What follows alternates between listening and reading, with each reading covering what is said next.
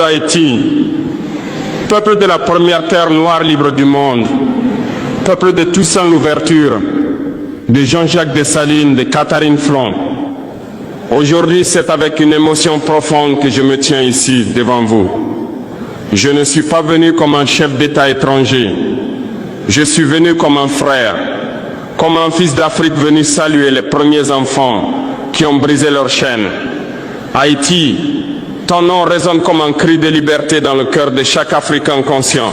Tu as été la première nation à dire au monde, non, nous ne sommes pas des esclaves, non, nous ne sommes pas des objets, nous sommes des hommes libres. Et ce jour-là, mes frères, mes sœurs, tu as ouvert la voie à tous les peuples opprimés du monde. Oui, avant même que beaucoup d'Africains n'osent rêver de liberté, Haïti l'a vécu. Avant que le mot indépendance ne prenne sens sur nos terres, Haïti l'avait déjà écrite avec le sang de ses fils et de ses filles. Et pourtant, 2 siècles plus tard, le monde tente encore d'humilier Haïti. On la montre du doigt, on la salit, on la fait souffrir. Parce que Haïti leur rappelle une vérité insupportable. Le peuple noir s'est libéré sans permission. Haïti, toi qui as brisé les chaînes de fer, on t'a ensuite entouré de chaînes invisibles. La dette, la faim, la corruption imposée, la déstabilisation orchestrée. Mais aujourd'hui, je viens te dire ceci. L'Afrique ne t'a pas oublié.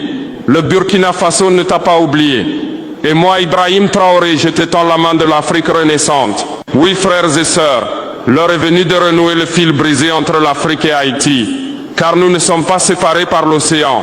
Nous sommes unis par le sang, par la mémoire et par la douleur. Haïti, ton histoire est un cri sorti des entrailles de la terre, un cri d'hommes et de femmes arrachés à l'Afrique, jetés dans les cales des bateaux comme du bétail, et qui ont refusé de mourir esclaves.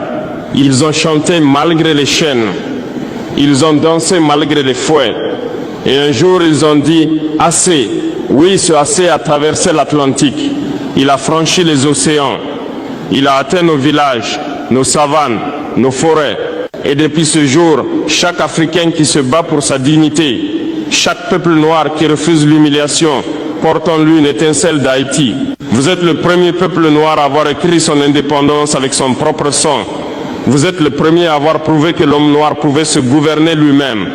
Et c'est cela, mes frères, mes sœurs, que les puissances du monde ne vous ont jamais pardonné. Ils ont détruit vos récoltes, ils ont ruiné vos ports. Ils vous ont imposé une dette monstrueuse pour avoir osé être libre. Haïti a payé le prix de sa dignité. Mais malgré tout, Haïti n'a jamais plié. Et quand je vois aujourd'hui vos jeunes, vos femmes courageuses, vos hommes dignes, je me dis, le feu sacré ne s'est jamais éteint. Il brûle encore. Il brûle dans chaque regard, dans chaque chanson, dans chaque prière. Et ce feu, c'est le même feu qui brûle aujourd'hui à Ouagadougou, à Bamako, à Niamey, à Accra. C'est le feu de la reconquête noire, c'est le feu de l'unité africaine, c'est le feu de la mémoire retrouvée. Haïti, tu n'es pas une île isolée, tu es le symbole vivant de la résistance du peuple noir. Tu es la preuve que notre liberté ne dépend pas de l'Occident. Elle dépend de notre courage, de notre foi et de notre unité. L'Afrique et Haïti, 2 continents séparés par la mer, mais un seul cœur, un seul combat, une seule âme. Ne pleurez pas, mes frères.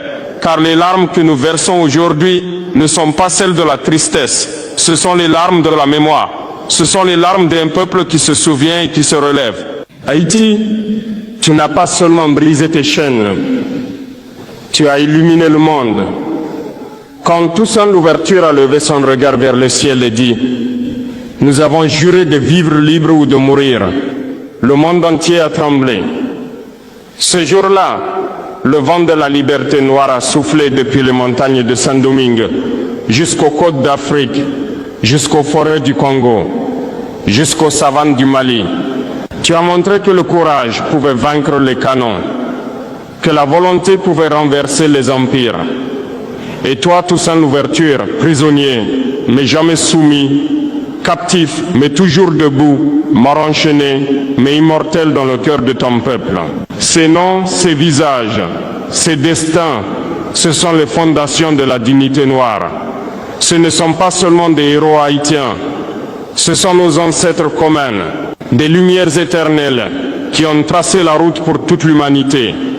Quand je marche dans les rues de Ouagadougou, quand je parle à mes jeunes frères du Burkina, je leur dis souvenez-vous de Toussaint Louverture, souvenez-vous de Dessalines, souvenez-vous d'Haïti, car sans Haïti, la liberté africaine n'aurait pas eu de flamme pour commencer.